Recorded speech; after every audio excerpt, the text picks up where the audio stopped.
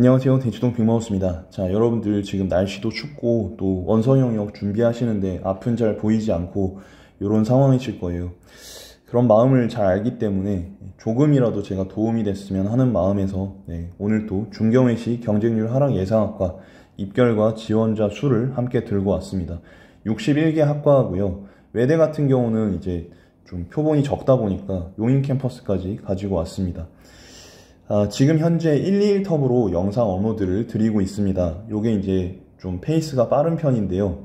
여러분들께서 관심 가져주시고 해서 제가 지금 이렇게 올 수 있는 것 같습니다. 감사드리고 앞으로도 대치동 빅마우스가 힘내서 할 수 있도록 여러분들께서 구독, 좋아요, 알림 설정, 댓글 주시면 감사하겠습니다. 더 힘내서 여러분들 모시고 원서 영역 끝까지 가이드 하겠습니다. 앞선 영상들은 재생 목록에 들어가시면 보실 수가 있고요.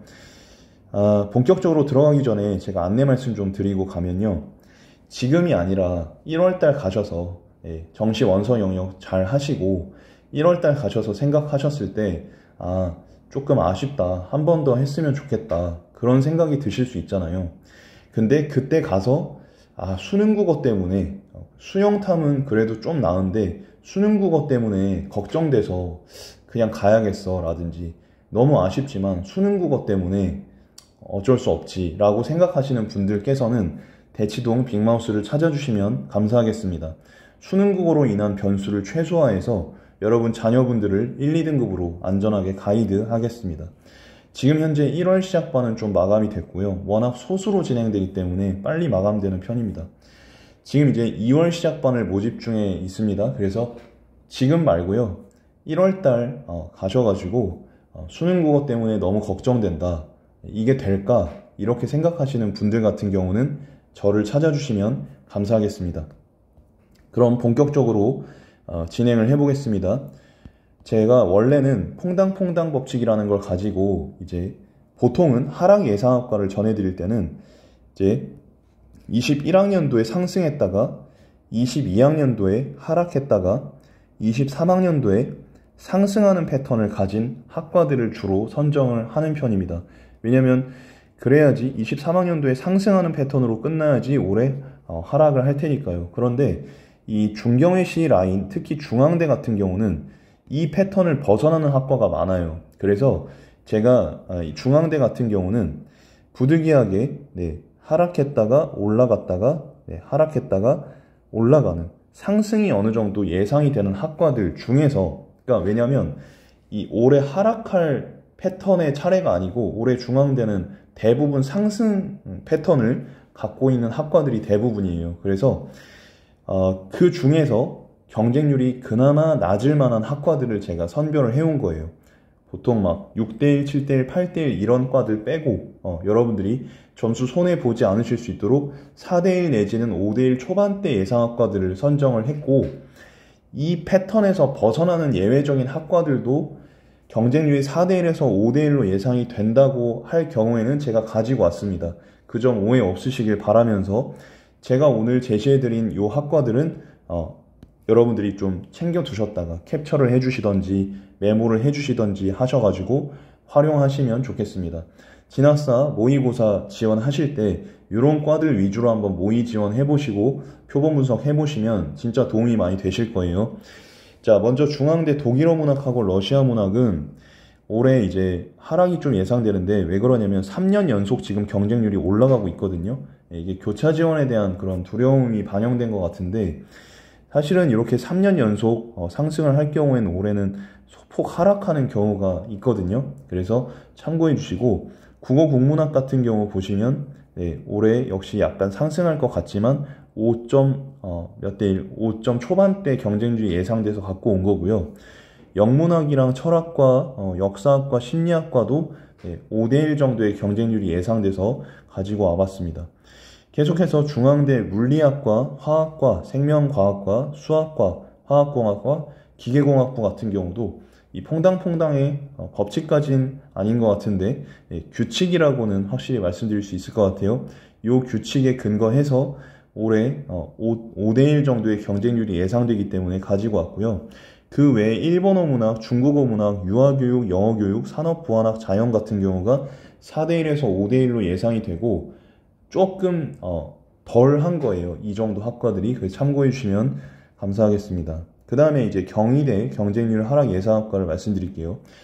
지금 중경희시 라인을 보니까 대부분 경쟁률이 좀 대동소이하거든요. 그래서 4대1, 5대1 아니면 좀 더 낮은 3대1까지도 예상되는 그런 학과들을 제가 선별해서 소개를 해드릴게요. 먼저 건축공학과 같은 경우는 지금 3.92대1에서 2.58대1로 과정적으로 못하면 반토막이 났어요. 그래서 올해 상승을 하긴 할 텐데 그래도 3대1 후반쯤이나 4점 초반대 경쟁률을 보일 것 같기 때문에 제가 갖고 왔고요. 스마트팜 과학과 같은 경우는 올해 3대1 정도의 경쟁률이 예상됩니다. 이 경우가 전형적인 퐁당퐁당 규칙에 근거했다고 볼 수가 있겠죠. 그리고 식물환경 신소재도 마찬가지입니다. 전년도에 보시면 2배가 튀어올랐죠. 2배가 튀어올랐기 때문에 이런 경우는 사람들이 조금 심리적으로 두려움을 느끼고 올해 지원을 좀 꺼려하는 경향이 있습니다. 그래서 올해 하락이 예상됩니다. 어떤 분들께서는 또 이 영상이 나가면 이 패턴이 흐려질 수 있지 않냐 이렇게 말씀하시는데 거의 그렇진 않더라고요. 여태까지는. 좀 더 제가 커지면 이 구독자 수가 많아지면 어떨지 모르겠는데 모르겠어요. 막 10만 명 이렇게 되는 게 아니면 그럴 것 같지는 않습니다. 왜냐하면 막상 지원하려고 하면 이게 사람이 덜덜덜 떨리거든요. 수학과 같은 경우도 지금 4대1 초반대의 경쟁률이 예상되고요. 환경공학과 같은 경우는 3.89대1에서 5.35대1로 증가를 했기 때문에 올해는 하락이 예상됩니다. 그리고 제가 이제 3년째 이 정보를 말씀드리고 있는데 매년 그런 걱정들을 해주셨지만 그런 일들이 벌어지지 않았기 때문에 너무 심려치는 마셨으면 좋겠습니다. 응용수학과 같은 경우 올해 경쟁률 상승이 예상되지만 3대1 정도, 3점 후반대 정도의 경쟁률이 좀 예상이 되고요. 원자력공학 같은 경우는 3점 초반대 경쟁률이 좀 예상이 됩니다. 컴퓨터공학 같은 경우도 4대1 정도의 경쟁률, 그리고 약과학과 같은 경우도 한 4대1 정도의 경쟁률이 예상됩니다. 다만 이제 입결 같은 경우도 좀 같이 보시면 좋을 것 같은데 지금 보통은 경쟁률이 상승하면 입결이 낮아지는 게 죄송합니다. 경쟁률이 상승하면 입결이 높아지고 경쟁률이 하락하면 입결이 낮아지는 게 일반적인 패턴인데요. 예외적인 모습을 보이는 과들이 중경희시 라인에는 꽤 있습니다. 그러니까 여러분이 입결 같이 봐주시면 좋겠고요. 건축공학과 같은 경우 경쟁률이 떨어졌지만 70% 컷은 올라갔고요. 그리고 지금 식물환경 신소재 같은 경우도 경쟁률은 2배가 튀었지만 입결은 떨어졌습니다. 이런 경우들이 있기 때문에 여러분들이 경쟁률하고 입결 같이 보셔야 되고 그래서 같이 보시라고 종합을 해서 갖고 온 거고요. 이후에는 충원율도 제가 종합을 해서 말씀을 드릴 겁니다. 그래서 어느 한 지표만 보지 마시고 제가 여러분들 종합해서 잘 이해하실 수 있도록 다 가지고 와서 설명을 드릴 테니까 함께 하시면 되겠습니다. 그 다음에 컴퓨터공학 같은 경우도 올해 4점 초반대 경쟁률이 예상되고요. 그리고 약과학과 같은 경우도 아까 말씀드렸지만 4대1 정도의 경쟁률이 예상됩니다. 정보전자 신소재 같은 경우 한 4대1 정도 아니면 3점 후반대 정도의 경쟁률이 예상되고요. 한약학과 같은 경우 확 튀었기 때문에 올해는 하락이 예상됩니다. 보통은 이렇게 경쟁률이 오르면 입결도 올라가게 되는데요. 참고해 주시면 좋겠습니다. 중국어학과 같은 경우도 올해 4대1 정도로 하락이 예상되고요. 국제학과나 일본어학과나 아동가족학과도 경쟁률 하락이 예상됩니다. 입결 같은 경우도 보셔야 되는데 일본어학과 같은 경우 작년에 입결이 확 튀었었거든요. 그래서 이런 부분들 여러분이 같이 염두에 두시면서 보시면 좋겠습니다. 그리고 이제 말씀드리면 경희대 조심해야 할 학과들, 경쟁률 상승 예상 학과들은 재생 목록에서 확인하실 수 있으니까 가서 좀 봐주시면 감사하겠고 무역학과나 건축학 입문, 국어공문, 미디어학, 회계세무학, 정치외교, 자율전공의 경우도 한 3대1에서 4대1 정도 예상되니까 전략 수립에 참고하시기를 좀 바라겠습니다. 자, 외대 전해드리겠습니다.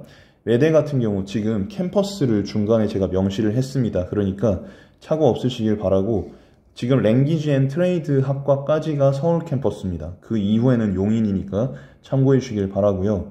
영미문화학과 같은 경우도 지금 올해 4대1 정도의 경쟁률이 예상이 됩니다. 스칸디나비아 학과 같은 경우도 올해 좀 4대1 정도의 경쟁률이 예상되고요. 사실 이렇게 스칸디나비아 학과나 터키 아르제바이잔 학과나 아니면 뭐 그 이외에 여러분들이 좀 생소한 그런 나라의 언어 학과들 있잖아요. 그런 학과들에 오히려 기회의 창이 있을 수가 있으니까 여러분들 자녀분이 나중에 거기 진학했을 때 오히려 여러 기회가 있을 수 있으니까 여러분들이 이런 학과들 너무 꺼려하지 마시고 올해 한번 지원해 보시는 걸 권해드리겠습니다. 융합 일본 지역학부 같은 경우 작년에 꽤 많이 올랐었기 때문에 올해는 소폭 하락이 예상되고요. 정치외교 같은 경우도 마찬가지입니다. 중국어 교육 같은 경우는 지금 2배가 튀었었죠. 그래서 올해는 좀 꽤 하락이 예상되는 학과고요. 랭귀지 앤 트레이드 같은 경우도 마찬가지입니다. 지금 여기서부터는 용인 캠퍼스의 학과입니다. 그래서 인문과학 계열 작년에 꽤 많이 상승했기 때문에 하락이 예상되고요. 루마니아 학과 같은 경우도 보시면 꽤 하락이 예상이 되죠. 그리고 우크라이나 같은 경우도 마찬가지고, 그리고 그리스, 불가리아 같은 경우도 굉장히 많이 올랐기 때문에 올해는 하락이 예상되고요. 중앙아시아학도 마찬가지고 아프리카 학부 같은 경우도 소폭 하락이 예상됩니다. 한국학과 같은 경우 거의 2배가 튀었기 때문에 올해 좀 많이 떨어질 것으로 예상이 되고, 전자물리학이나 지금 제가 한국학과를 2번 적었네요.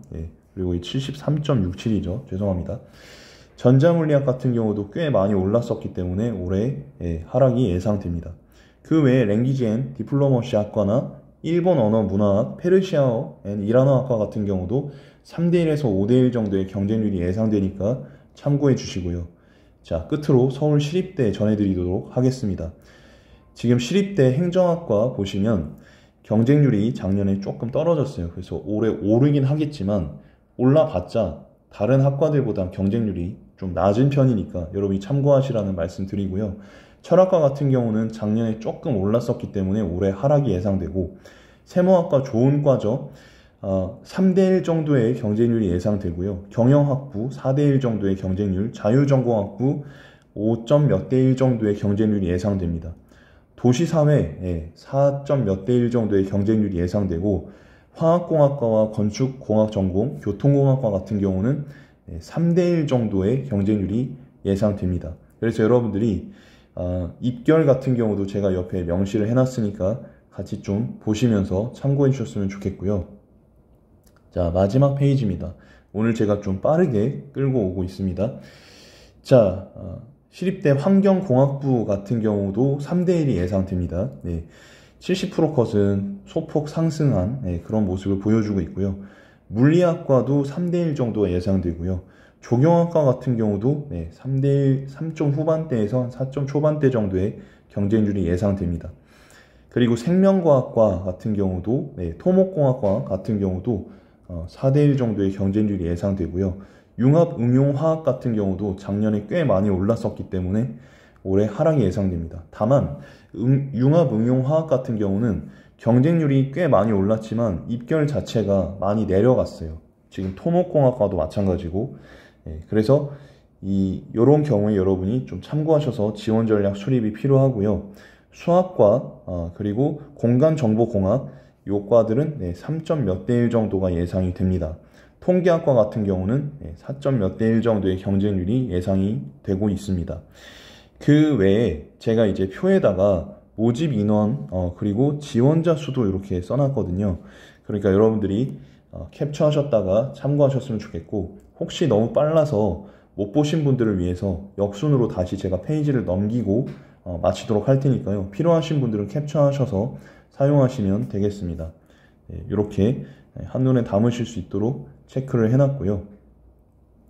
자, 그리고 자, 이렇게 자, 좀 잘 보이셨으면 좋겠습니다.